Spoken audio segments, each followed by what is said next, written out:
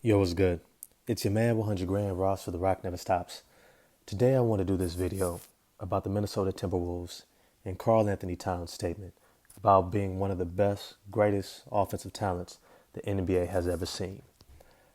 Boy, oh boy. I'm about to get into it in this video. If you're a Minnesota Timberwolves fan, you probably are not going to like this video.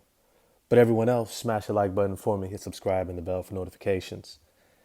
Yo, let me just start off by saying Karl Anthony Towns, look, as a person, he seems like a cool guy. I haven't met him. I don't know him, right? As an NBA player, I can recognize his talent. But man, is he one of the most frustrating players to watch. You know, there's something about this game of basketball that I think some of this newer generation kind of forgets. You know, it's almost like he reminds me of the player who shows up at pickup games, who knows he's talented, but doesn't know actually how to win games. And so his teams always lose, but he looks good in the process. And then people who don't know any better keep picking him up to play on their team, and they keep losing too. And then that dude gets frustrated or upset at everybody else for losing. And it's like, nah, bruh, it's you. It's you. You got the most talent, but you don't understand how to use your team. You don't understand how to get back on defense, how to make the little plays that make people better. You don't know how to do the small things, the little things that actually shape the outcome of the game for the betterment. And so your talent is neither here nor there. It's kind of like, yeah, I guess you're good, but if I want to win, I'm not looking to pick you up. You know, there's a reason why winning teams haven't been trying to pry him away from the Minnesota Timberwolves.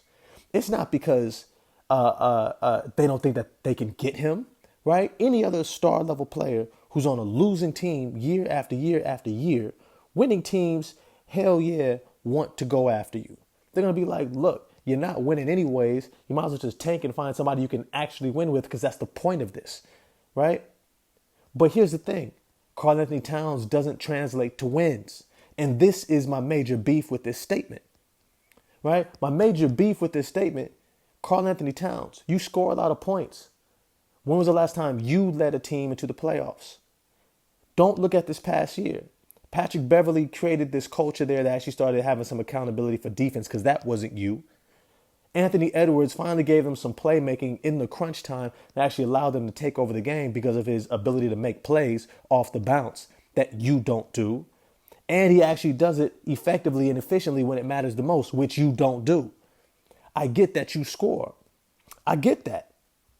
But if you ask me, does your scoring, if we center an offense and a defense and a full team program around you, it only gets us into the playoffs twice in your entire career out of what, 7 seasons? Yo, to me, it's like somebody didn't talk to him at the very beginning of this. They didn't get through to him early on. KG didn't spend enough time with him when he was a rookie to explain to him that to win games, you got to play both sides of the ball, and you've got to play in a way that actually enhances the play of your team overall, not just going out and getting stats. You see, for him to call himself one of the greatest offensive talents the NBA has ever seen, you're looking at all these different positions.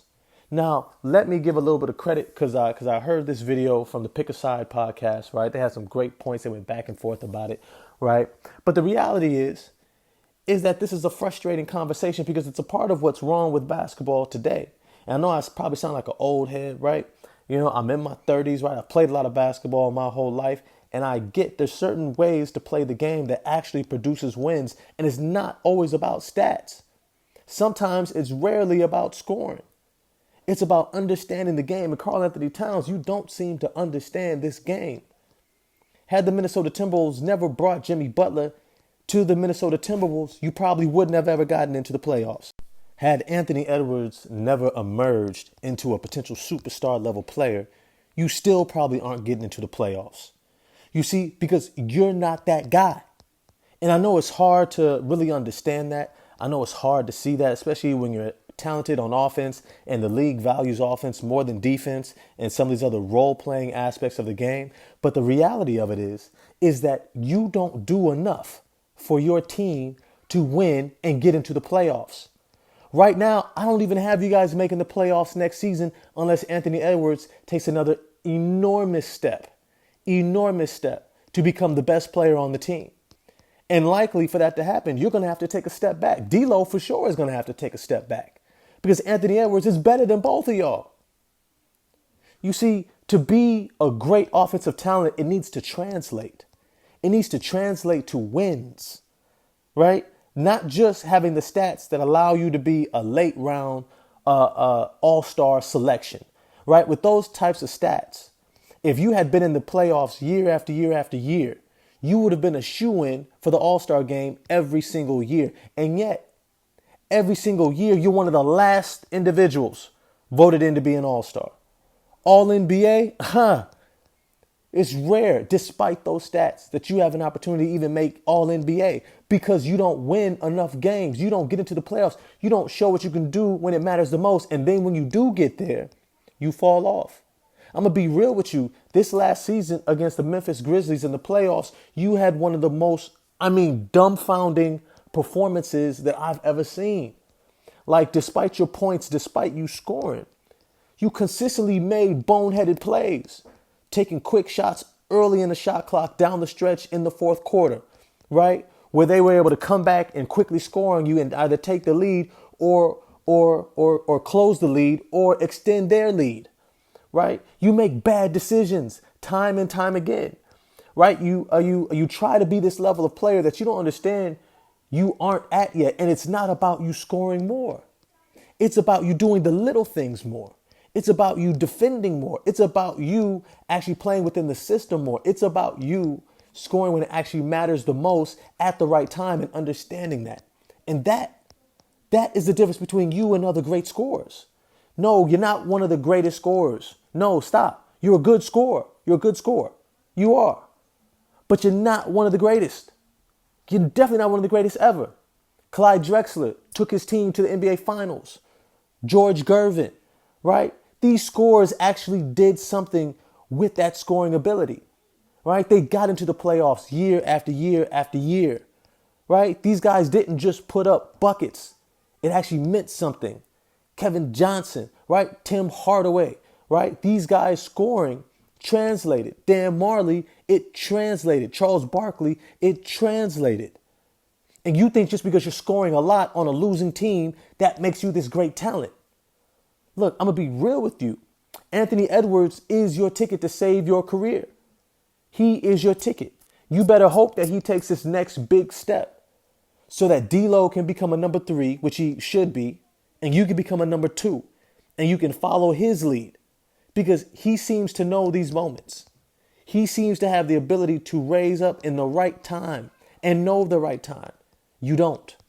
So are you one of the greatest talents? No. You're not even one of the greatest big men of all time, right? You're not even probably the top. I don't know if you're in the top 20 greatest big men of all time. You're not in mine, right? Dirk is above you, right? Karl Malone is above you, right? Kevin Garnett is above you. Definitely the Tim Duncans, definitely the Shaq. Come on now. We can go on and on between the centers and the power forwards that have come before you. Dennis Rodman has won more than you, bruh. And he never scored. And he's got rings. I think he's got 5 of them things, right? 2 with the Pistons, 3 with the Bulls. He's got them things, man. You don't win. You don't win. And somebody has to tell you. Obviously, your folks around you is not telling you. But you don't win enough. Sorry, bro. Sorry. Sam Perkins has won more when it's mattered than you. Kevin McHale has won more than you. Right? Robert Parrish has won more than you. Right? We got Bill Russell, not even to go to the greats. We can leave the greatest alone. We don't even have to bring them into this conversation. Right? Regular all-star big men have won more than you. Right? Rick Smits has maybe won more playoff games than you. Luke Longley has won more playoff games than you. Do something when it matters, then call yourself one of the greatest offensive talents of all time. In fact, your organization had to bring in another all-star center to do what you can't do. Guarantee your team gets into the playoffs. That's what's kind of crazy to think. They had to give up one of the greatest ransoms of all time for an all-star center who can barely score outside of somebody spoon feeding him. And they had to bring him in to do what you can't do. They had to bring in Rudy Gobert to do what you can't do, Towns. Guarantee that your team gets into the playoffs. Because the West is back. The Lakers are healthy. The Clippers are healthy. The Nuggets are healthy. You likely lightweight might not even make the play-in, bruh. Sacramento is going to be better. They are not a guaranteed playoff team with you. And so before you start calling yourself the greatest anything in the NBA, win when it matters. Get you 5 to 6 playoff wins first. Maybe take over a playoff series. Because right now, Rudy Gobert, who they just brought in, has a better legacy than you. Countless Defensive Player of the Year, first team all defense selections, all-star selections. I bet he might even have more all-star selections than you, bruh. He's done more. And you're acting like you're the leader of this team. You're not even the best player. You're not even the most important player. That's probably Gobert's the most important, and the best player right now is Anthony Edwards. So I think you need to go back to the drawing board. You need to go talk to an assistant coach who can be real with you and really figure out yourself. Because right now you seem to have a misconception of what this thing is about. It ain't about stats. It's about winning when it matters the most. Let me know what y'all think. Smash the like button for me if you enjoyed the video. Subscribe and the bell for notifications. But I gotta go. I got kids to watch. Peace.